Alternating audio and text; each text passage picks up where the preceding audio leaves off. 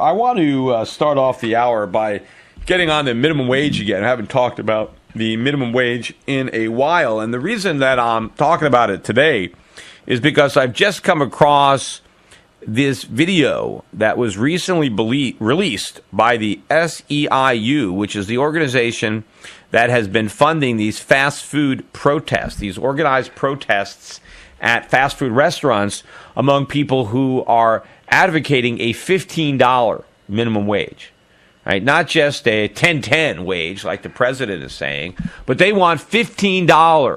$15, kind of like, when I was doing my mock protest at Walmart, 15 for 15, right? $15 an hour was my rallying cry, and that is what the fast food workers want.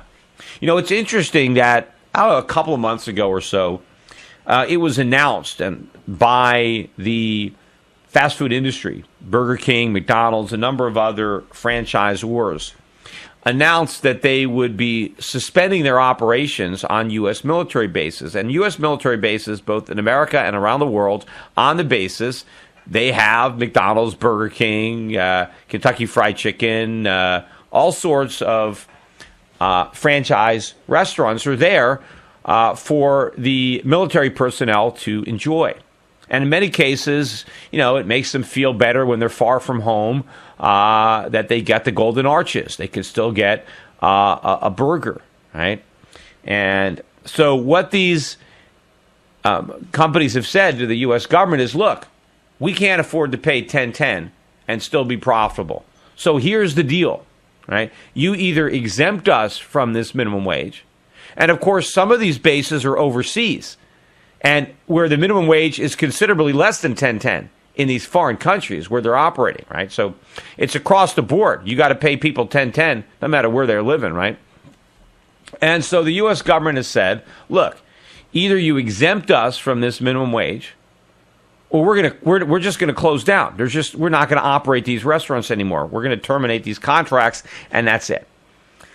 And this, of course, is going to place the president in a big bind, because if he doesn't give him a waiver, right, they're going to shut down. And so people aren't going to get a raise to 10-10. They're going to get fired, and they're going to get zero. And, interestingly enough, a lot of the people who work on these restaurants on military bases are the spouses of the military, personnel. Sometimes they're their teenage kids that have jobs and they're working at these restaurants, right? So they're going to lose their jobs. Of course, there'll be a big drop in morale when all these restaurants are gone. So either the president sticks to 10-10 and lets all the restaurants shut down, which kind of even is an acknowledgement that minimum wage causes unemployment, or he's going to issue the exemption that the restaurants are demanding. But of course, if he does that, that's also an admission that 10-10 is too high. If he's giving the military bases an exemption, how can he force other people to abide by the laws? Although I guess, he's got that double standard already when it comes to Obamacare, because he issues exemptions all the time. Right? The only reason the economy isn't even in worse shape is because at least they've given out all these exemptions. So is he going to give an exemption to the very minimum wage? He's already claiming credit. The president is already claiming credit for raising everybody's wages to 10-10. Either he has to give out exemptions to undermine what he said, or he has to allow all these people to get fired so that they're earning zero. Instead of getting a raise, they get a pink slip. But I wanted to play some of these clips. This is a video that is meant to debunk some of the myths about the minimum wage. Of course, they really don't get into the real myths, which aren't myths, about how raising wages causes unemployment, because of course it does that. So this is about resurrecting straw men and then tearing those down instead of really facing the real issue. But let's have a listen to this video, some clips from this video, and then I'll give you my take. So here's the first clip of the video in support of a $15 minimum wage at fast food restaurants. Ronald McDonald, of course, is going to be the evil corporate greedy guy who doesn't want to raise wages. Here it is, cut number 4. My experience with minimum wage workers is that most of them appreciate those jobs. They're not minimum wage jobs, they're starting jobs. I've worked at McDonald's. I get paid $8.25, and I've been working for the company for 10 years. 4 years, and I make $7.80 an hour. $7.75 for 4 years. I haven't had a raise in 4 years. My name is Tyree Johnson. I work at McDonald's 21 years. I make $8.50 an hour. All right. So you interview a bunch of losers who have been stuck in their starting jobs for 5 or 10 years. I mean, listen to some of these guys. These are the guys that haven't worked their way up the ladder. They are starting jobs. But, of course, not everybody climbs that ladder. Some people do. Some people work harder. Some people succeed. And they end up, getting bigger and better jobs. But are there always going to be some people who are less ambitious, less motivated, maybe less intelligent, that don't climb up the ladder, that get stuck at the bottom rung? Sure, you can always find those people. But just because some people are stuck at the bottom because they don't have the initiative or the intelligence or the drive to climb up the ladder doesn't mean that you deny that opportunity to all the other people. Find all the people who are in good jobs, high-paying jobs, and find out where their first job was. And many of these people started at minimum wage jobs, whether they are at McDonald's or any place else. So they are starting jobs. Now, of course, does that mean that everybody who starts at McDonald's makes it up to the top? Of course not. Not everybody does. But because you can find the exceptions to the rule doesn't disprove the rule. That's what they're doing. Nobody says that everybody who gets a job at McDonald's is going to work their way up to CEO. Of course not. And not everybody who gets a job at McDonald's is going to get a better job. Some people, of course, because of their own failures, right, they're going to be stuck there. But it's better than nothing. If some of these people, this one guy says, I've been working at McDonald's for 7 years. If he could find a better job, don't you think he would have taken it? If somebody offered him a better job than the one he had at McDonald's, wouldn't he quit the McDonald's job? I mean, does the guy even look? Does he go on job interviews at all? Does he even care? Is he doing anything to try to get a better job? Because if he is and he hasn't found one, then he's got the best job he can. And if he's been working at McDonald's for 7 years and never once went on another job interview, never once tried to get a better job, then why does he deserve one? Right? He doesn't have the ambition or the drive to do that.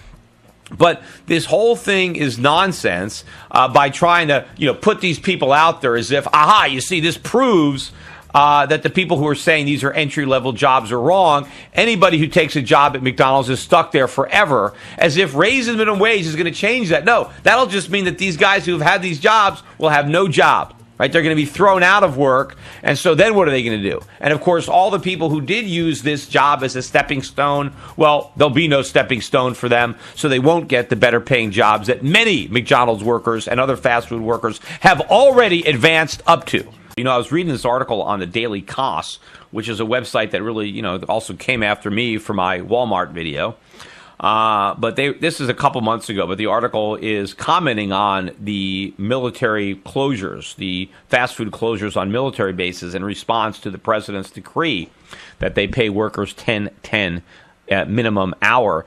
And the article basically says that, look, this is all about greed. They can afford to pay $10.10. They just don't want to because they're greedy. Well, I mean, if they can still make a profit and pay the workers $10.10, then wouldn't their greed want them to keep the restaurants open so that they can earn more profits?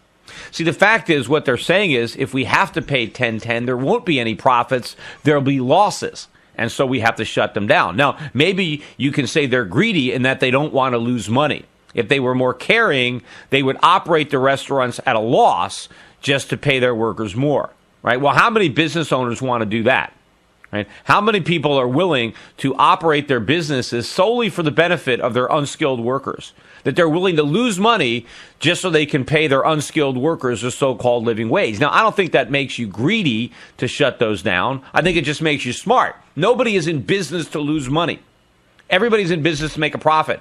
And if the president makes it so you can't make a profit because it forces you to pay too much money for your unskilled labor, well, then you shut down and you do something else with your capital. It is as simple as that. But the liberals at the Daily Kos can't understand that simple concept. Maybe because they've never actually run a business either And so they don't understand the dynamics at work, although it's not rocket science. It is, just basic understanding of the way the world works. It's amazing that people are so clueless when it comes to stuff that is so simple.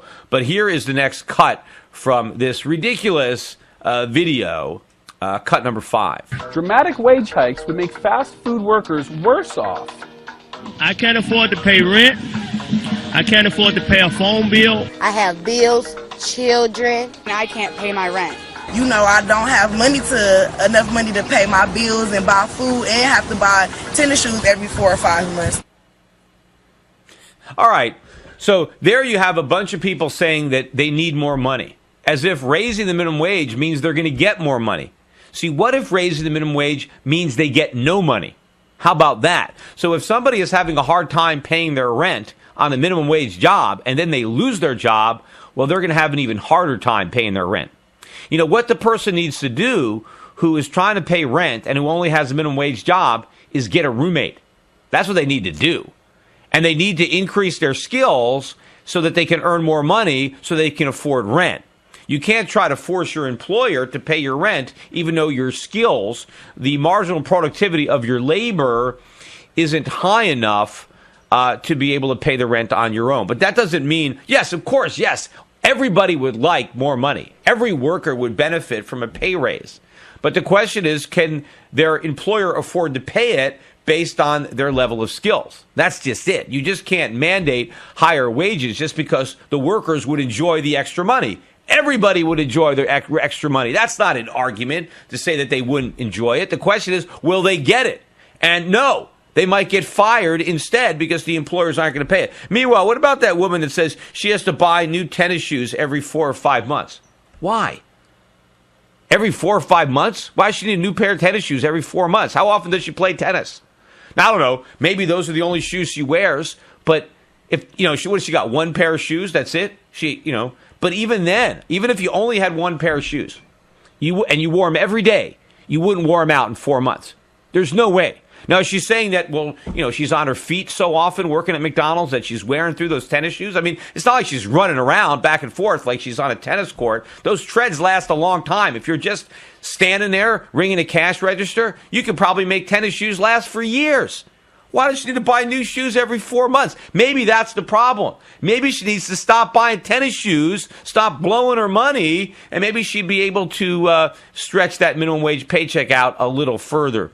Here is the next cut. It is number 6. I never done this before. It's just too important. Es muy importante. We won't stop, not until we win. I believe that we will win. We will win for our kids. I believe we will win. I believe that we will win. Creo que ganaremos. I believe we will win. I believe we will win. I believe that we will win. We will win. I believe we will win. Win what? What are they going to win? They're going to win $15 an hour while still working at McDonald's? Look, here are all the people. Some of the people in these videos, they mention their names. I challenge anybody to try to track down these individuals. If you think they're so talented, if you think their work is so productive that they're worth $15 an hour, don't wait for McDonald's to pay them $15 an hour. Just pay them $15 an hour yourself. If you're one of these liberals that is saying that the minimum wage is too low and it should be higher, feel free to offer jobs to any of these McDonald's workers and pay them $15 an hour. Hell, pay them $20 an hour. Pay them as much as you want. Why doesn't this happen? Because they can't. Because they're just not worth it. Now, I know when I ask this question to a liberal, when they argue, they'll say, well, why don't you hire them? And they'll say, well, I don't need any employees. What do you mean you don't need any employees? You don't need any workers. You couldn't use help around the house? You couldn't use help? Your wife couldn't use a hand? You couldn't use a housekeeper? You couldn't use someone to do your errands? Just hire somebody and pay them $15 an hour. Of course, everybody can use a hand. What about a driver? What about somebody to take care of your lawn? Take care of yeah. And then they'll say, well, but the person, it's not worth $15 an hour. Well, duh, that's my point. The businesses don't want to hire them either because they're not worth $15 an hour. You can't say, well, I don't need anybody. Everybody could use somebody. It all depends on the price and the value. If somebody came to you and said, "Yeah, I'll be a full-time housekeeper and I'll do all the cleaning and all the grocery shopping for $1 a week," everybody would hire that person. Everybody would kill. Right. So it's not about not needing it. It's about, can the person do something for you that's worth the money that would be required to pay it? But all these people, they say, "Well, I don't have a business." Well, go start one.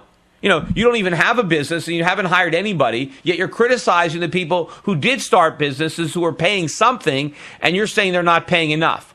Well, if you haven't hired anybody and you're not paying them anything, by what right can you criticize the other guy who has started a business and who is paying people, $7.50 an hour, and you claim it's not enough? Well, you're paying nobody nothing. So who's doing a better job? The guy that's paying something and hiring some people, or the liberal who's hired nobody, who isn't giving anybody anything, but he just criticizes everybody else? He just says everybody else is exploiting people. Meanwhile, he creates no jobs for anybody. Doesn't produce any products, doesn't produce any services. In fact, a lot of the people who are advocating for the minimum wage themselves, are employees, right? Or some of them might not even work at all. Some of them might be just living off of the government. They might be on welfare, unemployment, disability, whatever. But this video is a joke, and hopefully, the calls for these ridiculous increases in the minimum wage will be resisted for the sake of the people who need those jobs the most, the young people who need the on-the-job training, who are not going to get it.